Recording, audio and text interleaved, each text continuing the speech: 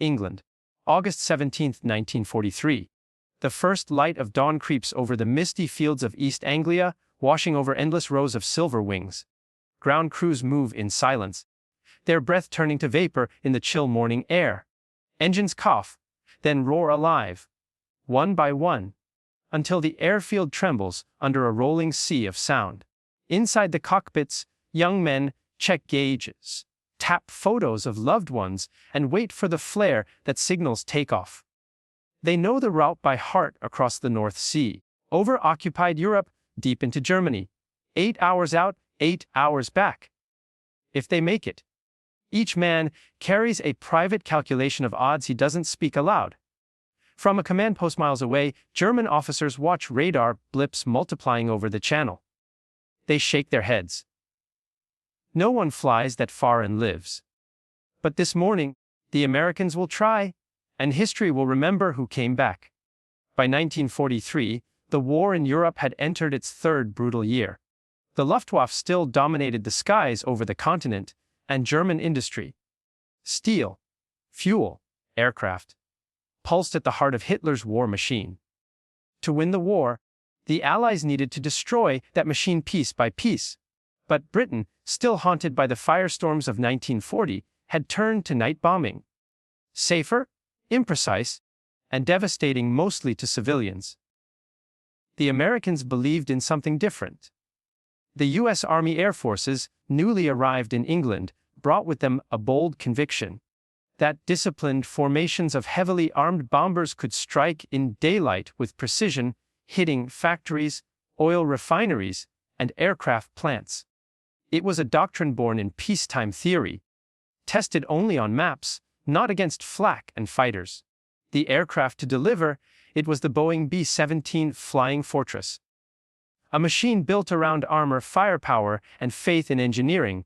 When the 8th Air Force began operations from England in 1942, its crews were inexperienced, its leadership untested, and its targets deep inside enemy territory. Each mission demanded crossing the North Sea, flying hundreds of miles over occupied Europe, and surviving waves of German defenses. By 1943, the raids had grown larger and bolder, sometimes sending over 300 bombers at once, their silver wings glittering against the blue sky like a single, slow-moving armada. But this confidence came at a cost. Every sortie revealed the brutal truth of daylight bombing. Precision had a price measured in lives. Flak guns ringed every major city and industrial complex in Germany. Squadrons of Messerschmitt Bf 109s and Foch Wolf 190s rose to meet them, diving through formations with cannons blazing. In the first months of sustained operations, American crews learned that their aircraft could take tremendous punishment, but not always enough to bring them home. Still, the missions continued.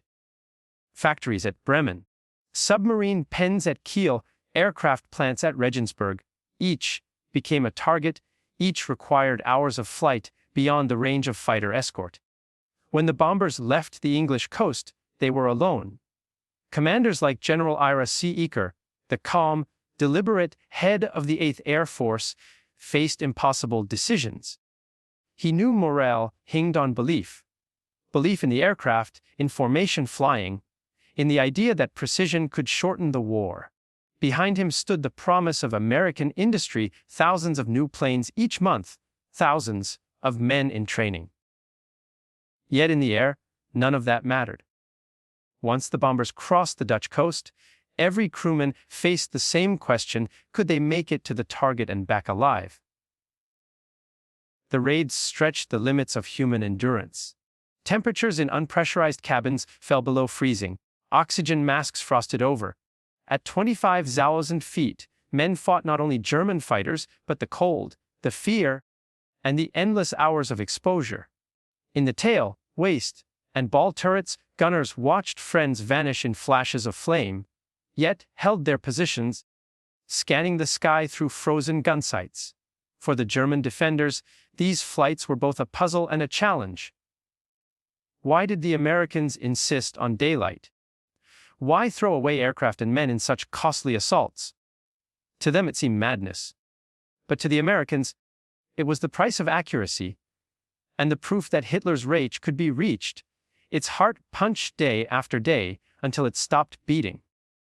By the summer of 1943, the 8th Air Force was ready for its greatest gamble, a deep, double strike mission that would carry hundreds of bombers across Germany in a single day.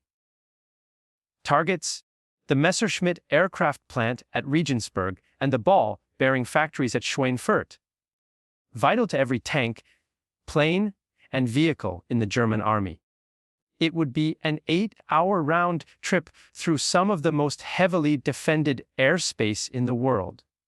Many in the command doubted they would ever see half the crews again, but orders were given, maps were drawn, and the engines began to turn once more over English soil. And as the sun rose on that August morning, the men of the 8th Air Force climbed into their bombers, unaware that this mission would become a symbol of both their courage and their cost. By mid-1943, the skies over Germany had become one vast, invisible battlefield. The Luftwaffe had built a defensive web unlike anything the world had ever seen. A system of radar stations, flak belts, and fighter control centers stretching from the French coast to the heart of the Reich. The moment a bomber formation crossed the North Sea, German screens lit up with signals.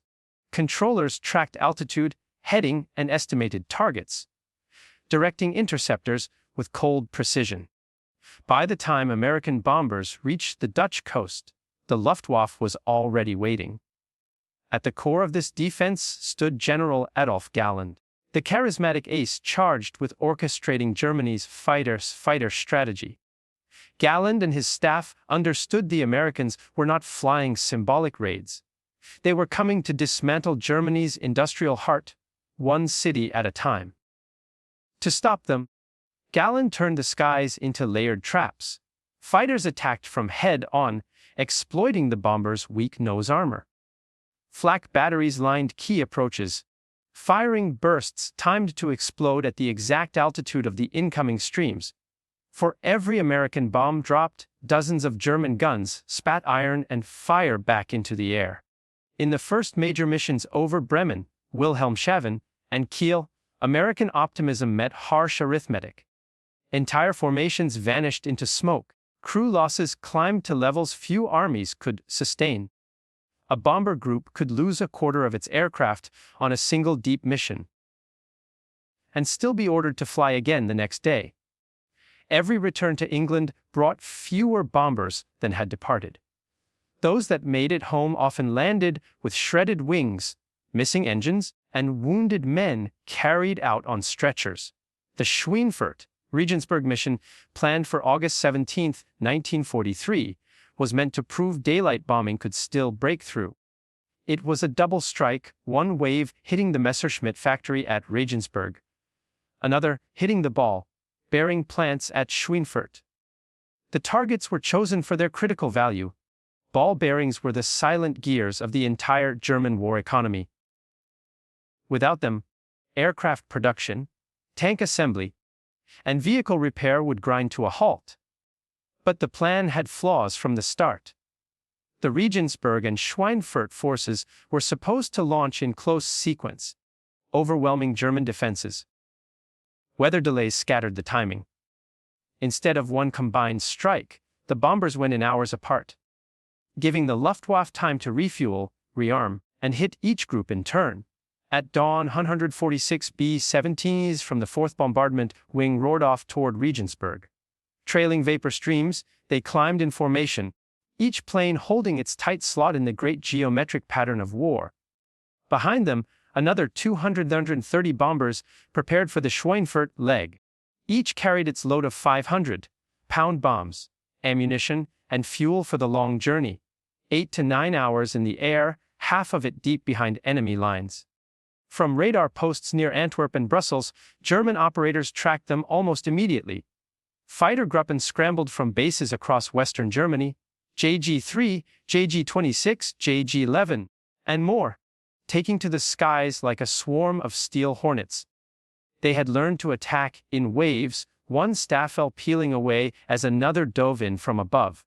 Each attack lasted seconds, but in those seconds, entire bombers disintegrated. Flak over the target zones made survival worse. Black puffs filled the sky in neat, deadly patterns. Each burst hurled hundreds of steel fragments at 3,000 feet per second, tearing through aluminum and flesh alike. The sound inside the bombers was deafening, a steady percussion of thunder and metal. Still, the formations pressed on, bombs falling through the haze onto Regensburg's assembly halls and Schweinfurt's factory roofs. It was precision in theory, chaos in reality. Back in England, officers tracked the mission through static-filled radio bursts and plotted returns on a wall map. Each missing dot meant 10 men gone. Reports from the coast came slowly.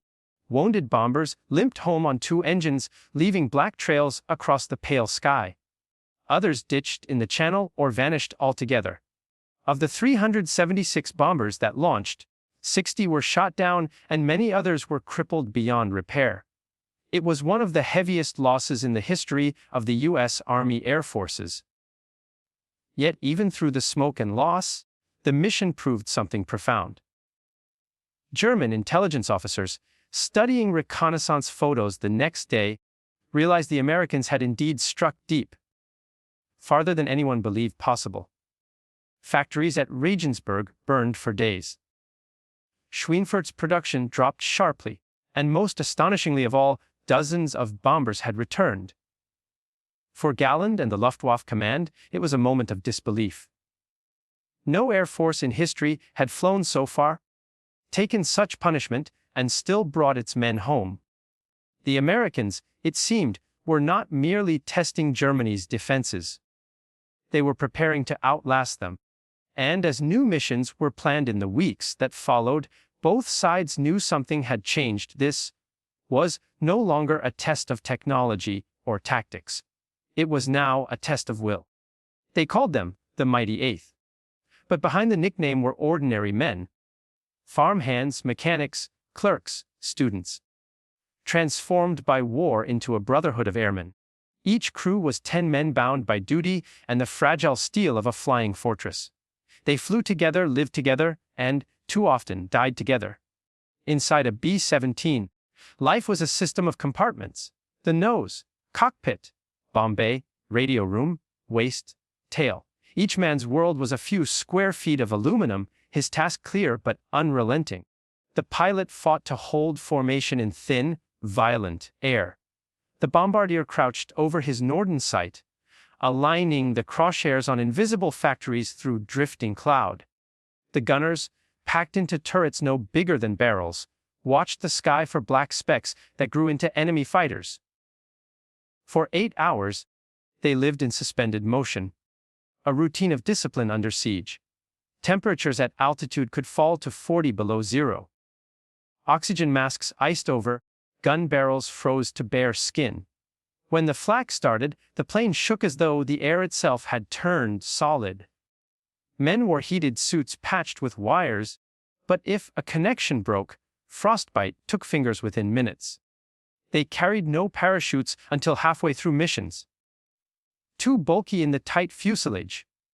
And when engines failed, they faced the cold calculus of bailing out over enemy soil or burning in place.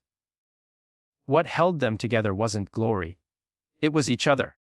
Every man's survival depended on the one beside him. The navigator who found the way home, the top turret gunner who spotted incoming fighters, the radio operator who sent the SOS. By 1943, they had learned to read each other's silences, to steady a trembling hand without words. Fear became a companion they managed rather than defeated. Each mission carried a single rule: stay in formation. The B-17's real defense wasn't its armor. It was geometry. Flying in tight combat boxes, each bomber's guns covered the blind spots of another. Breaking formation meant isolation and certain death. Crews who drifted away were picked off by fighters within minutes. So they flew locked together, wingtip to wingtip, holding steady even as engines coughed smoke and bullets tore through fuselages. It was courage by mathematics. The machine itself was both miracle and myth. The Boeing B-17 Flying Fortress earned its name not through invincibility but endurance. It could lose engines, wings, and half its skin and still claw its way home. Crewmen told of aircraft returning with tails half severed, of bombers landing on one wheel, of gunners dragged out alive from shells of twisted aluminum. To the men who flew it, the fortress wasn't just a plane, it was a will of its own, a companion that refused to die. Much of that resilience came from design. The fortress carried 13 .50 caliber machine guns in the nose, tail, waist, top, and ball turrets. Its self-sealing fuel tanks and redundant systems meant that a lucky hit rarely caused immediate destruction. But for all its power, the B-17 was slow, heavy, and exposed. German fighters learned to exploit its weaknesses, diving head on where its nose guns had the narrowest field of fire. For American gunners, each attack was a blur of tracers and screams through the intercom. In those seconds, training vanished, instinct took over. They fired at shapes, at shadows, at survival itself. Technology was supposed to give them control. The Norden bombsight, a secret device promised to drop a bomb into a pickle barrel from 20,000 feet, was the pride of American engineering. Crews guarded it with their lives, told it could win the war by precision alone, but under combat conditions, through smoke, flak, and evasive maneuvers, accuracy became more aspiration than fact. Still, it gave them purposely a belief that each mission, however brutal, had meaning. Fuel, too, was a weapon. The B-17 carried enough for about 9 hours of flight, with no margin for error. Pilots rationed power, adjusting engine settings like surgeons to stretch every gallon. A wrong turn or a detour to avoid flak could mean running dry over the North Sea on the return. Crews calculated distance not in miles, but in minutes left to home. On the ground, the rhythm never stopped. Mechanics worked through the night under floodlights, patching flak holes, replacing engines, refitting gun turrets. Armorers loaded belts of ammunition by hand, 200 rounds at a time. At dawn, the same planes that had limped home smoking would take off again. Engines coughing, wings still scarred with yesterday's wounds. It was a ritual of endurance that bordered on defiance.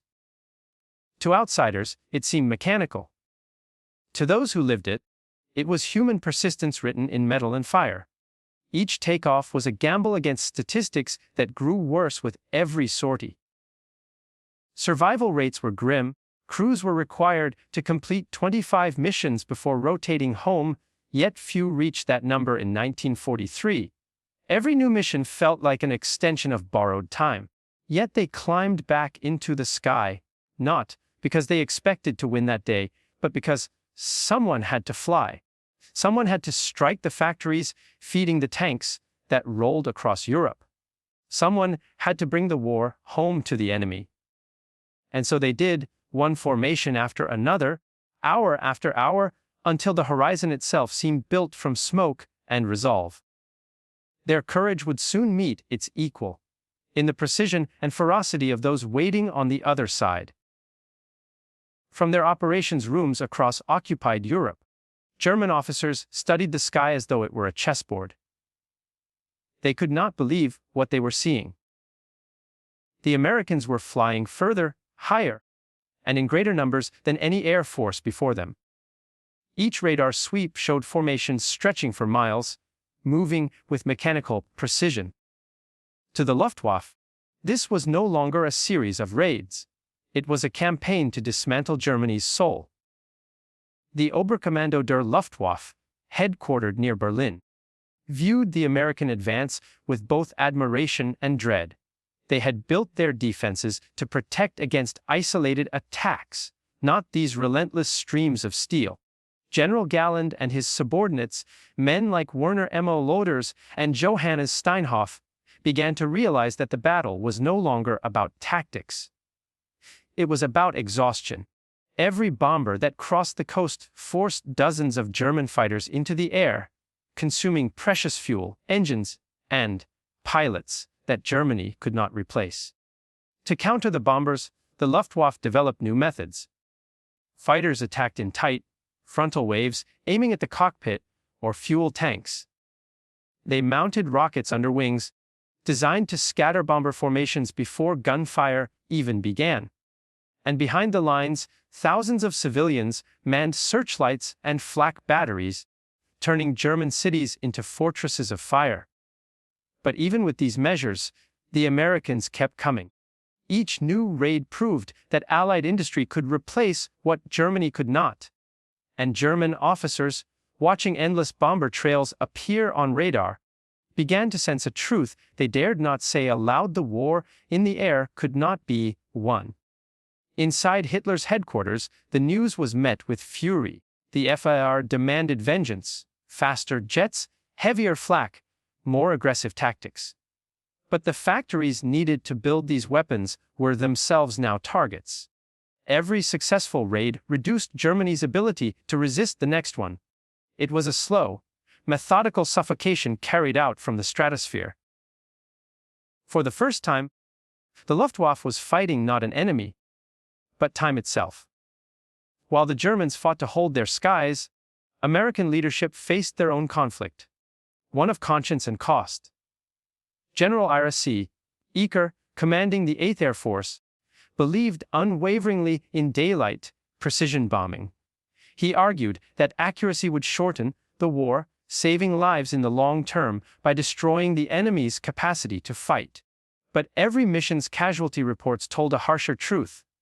Entire squadrons wiped out. Young men barely 20, gone in a flash of flak and smoke. When General Henry Hap Arnold, the overall head of the U.S. Army Air Forces, visited England, he saw the fatigue in the faces of the men. They were fighting not just Germany, but the limits of human endurance. Still, he ordered the raids to continue. Every ton of bombs dropped, every factory destroyed, was another step toward the invasion of Europe. They could not stop, even as losses mounted beyond expectation. Among the officers under Eaker was Jimmy Doolittle, a man whose name had already become legend after leading the daring Tokyo raid of 1942. When he later took command of the 8th Air Force in 1944, he brought a new doctrine: give the bombers fighter escort all the way to the target.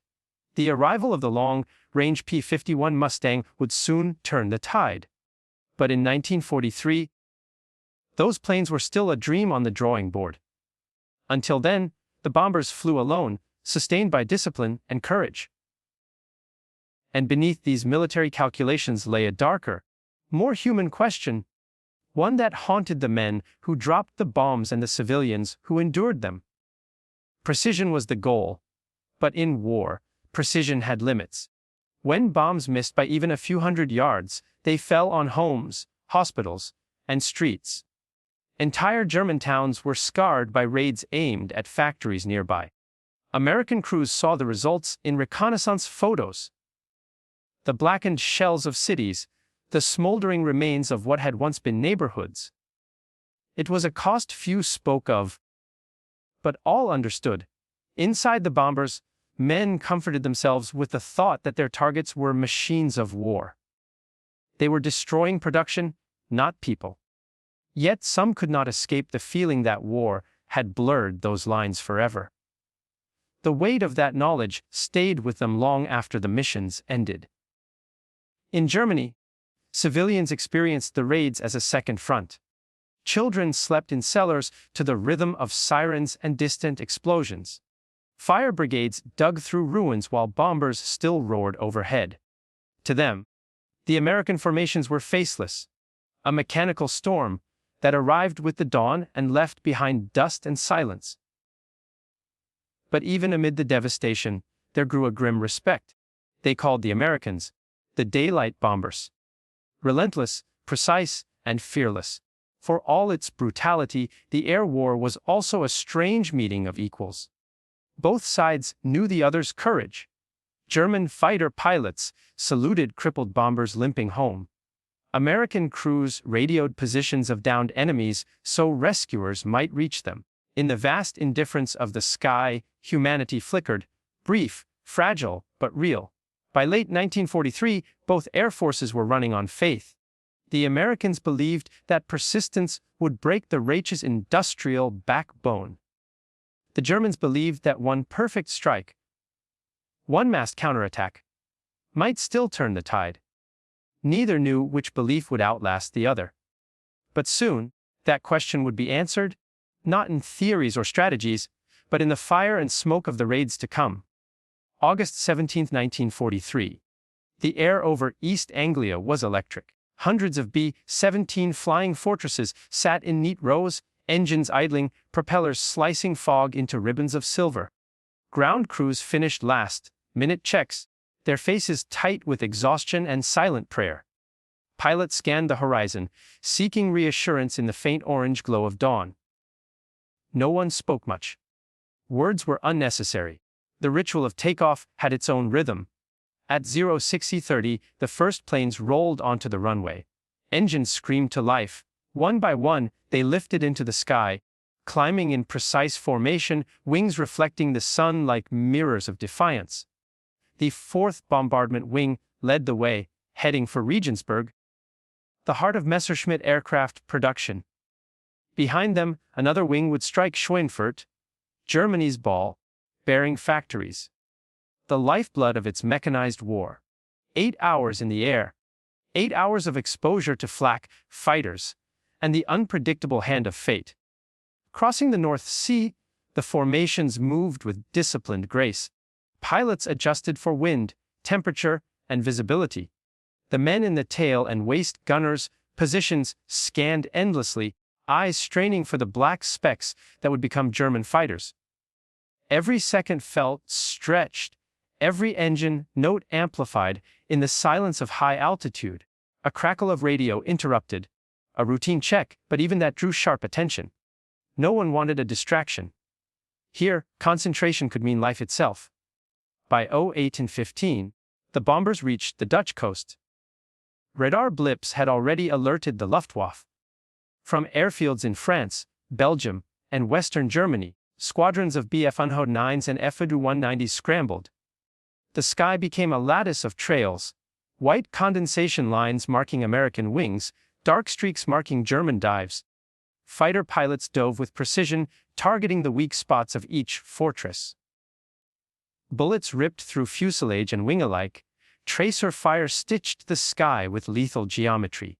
Over Regensburg, flak belts waited like sentinels. Explosions bloomed around the formations. Clouds of black smoke and steel. Shrapnel tore holes in wings, punctured fuel tanks, and shredded gunner positions. Men were thrown from turrets by concussive blasts, radio equipment fried mid-transmission. Yet the formation pressed on. Bombardiers adjusted their sights, counting seconds, calculating altitude, wind, and drift. The city below awaited their payload. Factories that had produced thousands of fighter planes, now lined with smoke and fire. Some bombers did not survive the approach. Engines caught fire. Planes spun, spiraled, and vanished from the formation. But others, damaged yet intact, reached the release point. With trembling hands and steady eyes, bombs fell, arcing toward their targets. Buildings collapsed. Smoke and flame erupted, painting the ground below in strokes of devastation. The mission's objective had been achieved. But survival was far from guaranteed. On the return leg, the danger only increased. Many bombers were crippled, limping on 1 or 2 engines, trailing smoke across occupied skies. German fighters, anticipating the path home, attacked with renewed vigor. Some crews jettisoned remaining bombs to lighten weight, others kept every ounce of ordnance, praying their payload would not ignite prematurely. Oxygen masks fogged and froze, fingers stiffened into claws on the controls and guns. Hours in the air became a lifetime, each minute a negotiation with fate. At Luftwaffe headquarters, radar screens showed what no one expected. 50, 60, even 70% of the bombers were still flying home. German officers exchanged incredulous glances. Reports from the front were almost impossible to believe. American planes, battered and smoking, still managed to navigate the North Sea and approach England. How could machines designed to carry men into certain death defy every expectation? In one formation, Major Paul W. Tibbets, later famed for other missions, guided his bomber over the channel. Engine sputtered, fuel warning lights blinked, but he held formation. Behind him, men in tail positions fired at pursuing fighters, shielding their damaged aircraft. The cohesion of the group was both strategy and instinct. A single break in formation could mean instant destruction. Yet time and again, crews endured, each decision a careful negotiation between caution and courage. By 1500, the first bombers touched down in England. Mechanics raced forward, ready for casualties, ready for fire, ready for the survivors. Some planes rolled onto the grass with twisted landing gear, but the crews emerged intact, shaking, exhausted, but alive. The scene was almost surreal. Where German officers had predicted near total annihilation, a river of men and machines had returned, battered but unbroken. It was a sight that would echo through Luftwaffe intelligence for months. The Americans could survive what no one believed survivable. The raid's immediate impact was brutal and sobering. 60 bombers lost. Hundreds of men killed, wounded, or captured. Yet for the survivors, for the 8th Air Force, it was a testament to training, endurance, and the stubborn belief that precision and persistence could overcome even the most formidable defenses. And as the sun set over the English airfields, the stage was set for what came next: deeper raids, heavier losses, and an enemy forced to reckon with the unthinkable. That American bombers could return from 8-hour missions, time and again, against all odds. The return leg was a test of endurance unlike any other. Bombers that had survived flak, fighters, and extreme altitude now faced the North Sea, a wide expanse of water stretching endlessly toward England. Engines smoked, hydraulic systems failed, and navigation instruments flickered. Yet the formations pressed on, their geometry intact, despite the damage each aircraft carried like a scar. In the tail gunner's compartment, Sergeant James O'Connell scanned the sky, shivering in the frozen air. He had watched friends disappear into flames over Regensburg, their cries swallowed by the roar of engines.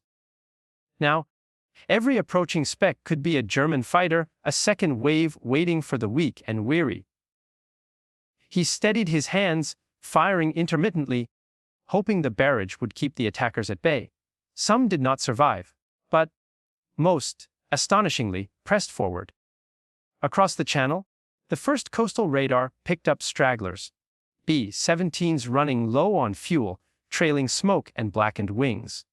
German officers at command posts leaned over plotting tables, disbelief etched into every line of their faces.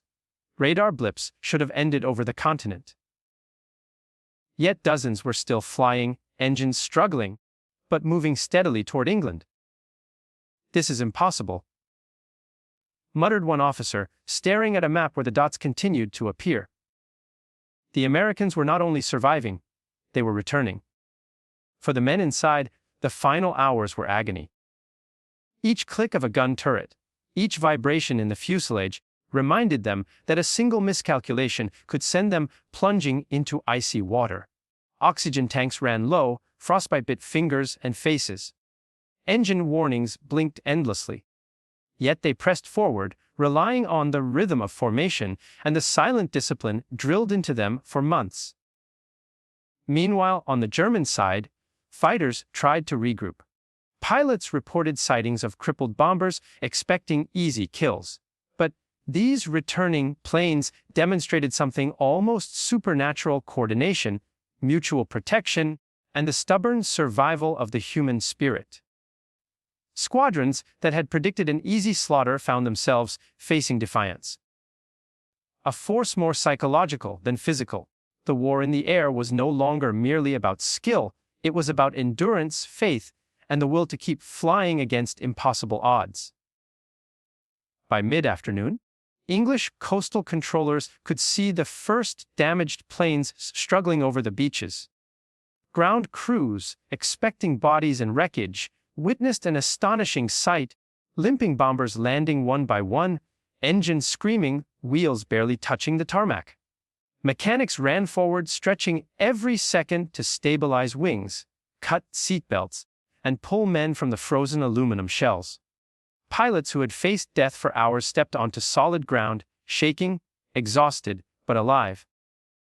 In Luftwaffe headquarters, the reactions were muted disbelief. Reports streamed in: bombers destroyed some factories, yes, but dozens had survived, and many had returned with crews intact. Officers pored over reconnaissance photos, radar logs, and survivor counts. Their calculations, meticulous, precise, grim, had failed. The Americans had beaten the odds. For the first time, the Luftwaffe admitted, however quietly, that the war in the air might not be winnable through conventional defenses alone. The psychological impact was immediate.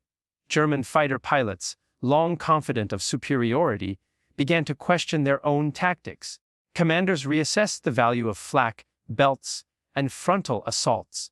They realized that American doctrine relied not just on aircraft, but on endurance, formation discipline, and relentless production that Germany could not match indefinitely. Every raid returned more men than predicted, further eroding the mental advantage the Luftwaffe had once held. Meanwhile, the Americans counted losses and survivors with a sober mixture of relief and sorrow. 60 bombers were gone, hundreds of men killed, wounded, or captured. But those who returned brought vital lessons. Formations had to remain tighter, fuel management could save lives, and the B-1 despite their damage, could endure punishment no one had predicted. The mission had been costly, yet it proved the central thesis of American strategy: persistence, precision, and industrial backing could overcome even the most formidable air defenses. By evening, the skies over England were quiet, but the memory of the raid lingered. Survivors huddled together, sharing stories of flames, ice, and enemy fire. Engineers and mechanics began repairing the battered planes for the next mission, knowing that these men would fly again, and that their courage had become a new weapon. For the Germans, the raid would haunt the corridors of command. Officers shook their heads, still trying to reconcile doctrine with reality. They had expected annihilation, yet they witnessed survival. And with it, the beginning of a psychological shift that would echo through every raid to come. The day ended with a quiet, grim understanding on both sides. The American bomber crews had proven that distance, damage, and the most lethal defenses could be survived. The war in the air had changed forever, and with it, the belief that the Luftwaffe could control the skies unchallenged. The return from Regensburg and Schweinfurt was more than a tactical victory. It was a revelation. The Americans had flown 8-hour missions that defied expectations, shattered assumptions, and left their enemies in awe. And the next wave would come, because those who returned carried not only bombs, but the unbreakable will to fly again. The smoke from Regensburg and Schweinfurt lingered long after the last bomber touched down in England. Factories were gutted, assembly lines destroyed, and the hum of German war production faltered. The Messerschmitt plant in Regensburg had lost a week's output of fighter planes. Schweinfurt's ball-bearing factories, critical to tanks, aircraft, and vehicles, were reduced to rubble in key sections. For the Americans, the damage was measurable, yet costly beyond expectation. Of the 376 bombers that had taken off, 60 were shot down and dozens more damaged beyond immediate repair. Over 600 crewmen were killed, wounded, or captured. Each loss was a grim reminder of the price of daylight precision. But for those who returned, every step onto English soil was a testament to endurance, training, and the resilience of machine and man alike. Commanders on both sides pored over the data. The 8th Air Force noted that formations were more survivable than individual aircraft, but only if discipline remained absolute. Wing leaders emphasized tighter boxes, improved communication, and rigorous navigation to avoid the densest flak corridors. Fuel calculations were revised, engine management retrained, and gunners drilled relentlessly on enemy approach patterns. The Luftwaffe faced its own reckoning. Radar operators had underestimated the Americans' ability to maintain formation over hours of flight. Fighter pilots discovered that frontal attacks, though initially successful, could not consistently break the formation. German officers calculated that without reinforcements or changes in tactics, they could not prevent repeated strikes over critical industrial targets. The shock of seeing dozens of bombers limp home alive challenged their assumptions about air supremacy. Strategically, the raid reinforced the American doctrine of persistence. The losses were heavy, but the message was clear: the U.S. could reach deep into the Reich, strike vital targets, and survive. Industrial might and disciplined crews were proving as formidable as fighter pilots and flak guns. This understanding would shape all future planning: longer missions, higher altitudes, and the eventual integration of long-range fighter escorts. At the human level, stories of survival and bravery spread quickly. Gunners recounted flaming fighters crashing alongside their wings. Pilots described limping aircraft holding formation despite shattered wings or missing engines. Crewmen credited the B-17s themselves, sturdy, resilient, and seemingly unwilling to dive, as much as their own training. The narratives became legend, circulating not only among airmen but across bases, inspiring those scheduled for the next mission. For the Germans, the psychological toll was significant. Commanders realized that the Allies' relentless approach could not be broken by flak or tactical ingenuity alone. Every raid that returned reinforced the idea that the Luftwaffe was chasing ghosts, skilled, prepared, and determined opponents who accepted risk and losses in ways Germany could not match indefinitely. The shock of endurance. American crews surviving what was previously thought impossible would haunt officer reports for months. Yet even in victory, the Americans understood the cost. Losses at Regensburg and Schweinfurt underscored a bitter reality: endurance alone could not secure victory. Every bomber lost meant experienced crews removed from the rotation, replacements thrust into deadly skies.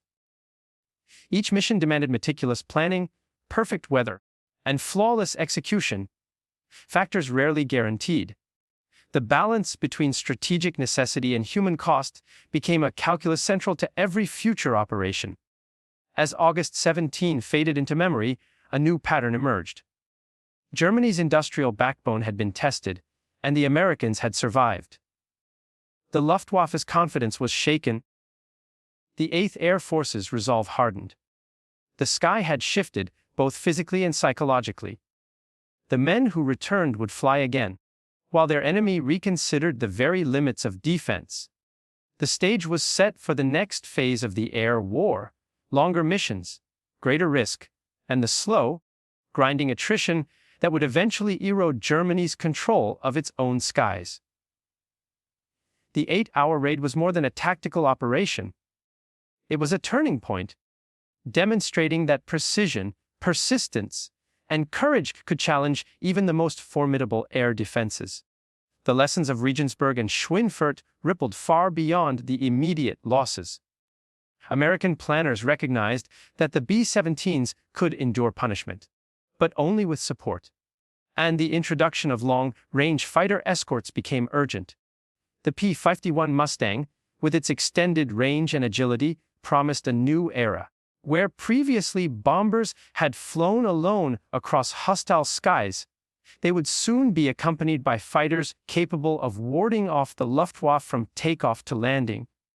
The arrival of these escorts would dramatically shift the balance, reducing losses and further challenging German assumptions about air dominance.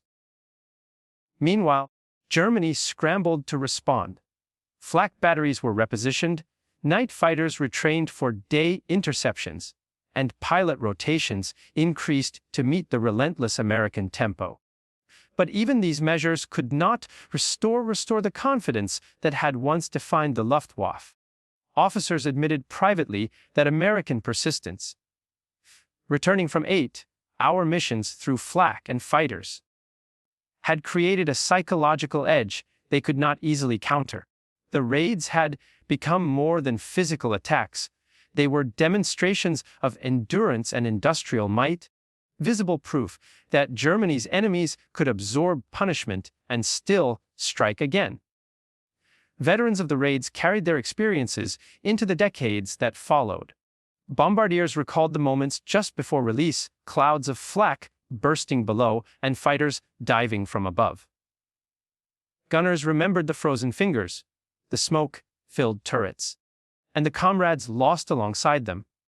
Pilots spoke of flying crippled planes across the channel, navigating by instinct and faith in their machines. Despite the horror, many remembered the return as a triumph of teamwork and will, a proof that courage, discipline, and mechanical reliability could defy expectations. German pilots and officers also recorded their impressions. They spoke of unbelievable American formations, machines that should not have returned, and crews whose tenacity seemed almost inhuman. Galland later noted that the Americans had a courage we could not understand, and a determination that made them dangerous beyond any tactical advantage. The 8-hour raids left an indelible mark, a reminder that technological prowess alone was not enough. Endurance, training, and industrial capacity could reshape the battlefield. The raids influenced subsequent Allied planning. Commanders understood that deep strikes were feasible if carefully orchestrated. They refined timing, target selection, and formation integrity.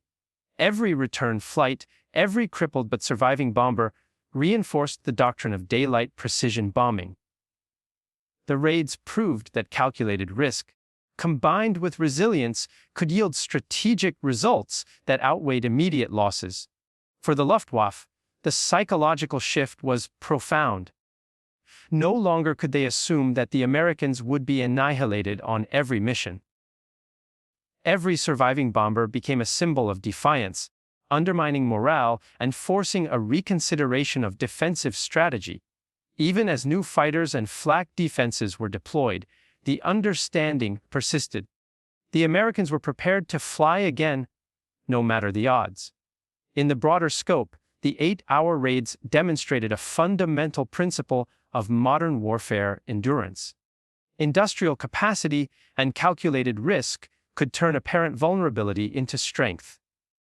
Germany's industrial cities were scarred, the Luftwaffe stretched thinner, and the Americans had proven that persistence in the sky could challenge even the most formidable defenses. The cost was high, the losses real, but the message was unmistakable. American bombers could reach, strike, and survive, and the Reich had no simple answer to stop them. By the end of 1943, the stage was set for the next phase of the air war. With fighter escorts, refined tactics, and the unwavering spirit of crews, the Allies would extend their reach deeper into Germany, gradually eroding air supremacy and laying the groundwork for the final campaigns in Europe. The 8-hour raid was more than a single operation. It was a demonstration of endurance, courage, and strategic ingenuity, a turning point that would echo through every subsequent mission and challenge every expectation of what was possible in the air war over Europe. The sky over Europe had changed forever. August 17, 1943 was not simply a date on a calendar, it was a testament to human endurance, industrial might, and the fragile courage of men pressed to their limits. Bombers had flown 8 hours into the heart of enemy territory, facing flak, fighters, and freezing altitudes, and many had returned. Battered, scarred, but alive. In their survival lay a lesson: precision, persistence, and discipline could challenge even the most formidable defenses. The raid demonstrated more than tactical ingenuity. It revealed the interplay of human courage and technology, each reinforcing the other. A machine alone could not endure flak or ice, A man alone could not survive 8 hours of combat. Together, they created something greater than the sum of their parts. A force that even seasoned adversaries could scarcely comprehend. German officers, who had expected near total destruction, watched in disbelief as the Americans returned. For the first time, the notion of air supremacy was questioned, not through theory, but by reality. Yet the cost was undeniable. Losses were steep, and the human toll weighed heavily on survivors, on those who lost friends, and on the young men thrust into skies of fire. War had a way of making endurance a weapon, and every act of bravery came at a price. Still, the raids underscored a timeless truth: courage is measured not by absence of fear, but by action in spite of it. In the years that followed, these missions shaped the very doctrine of Allied air operations. Fighter escorts, formation tactics, and relentless strategic bombing became central to the campaign against Germany. But beyond strategy, the 8-hour raids left an enduring imprint on history. A story of men who faced the impossible and returned, proving that survival was as much an act of will as of skill. The Americans had flown farther, endured longer, and returned when no one believed they could. And, in doing so, they had not only struck at the industrial heart of the rage, but had also rewritten the rules of aerial warfare. The echoes of those flights remain, a testament to human resolve, the resilience of machine and man, and the immutable truth that courage can redefine what is possible, even in the darkest hours of war.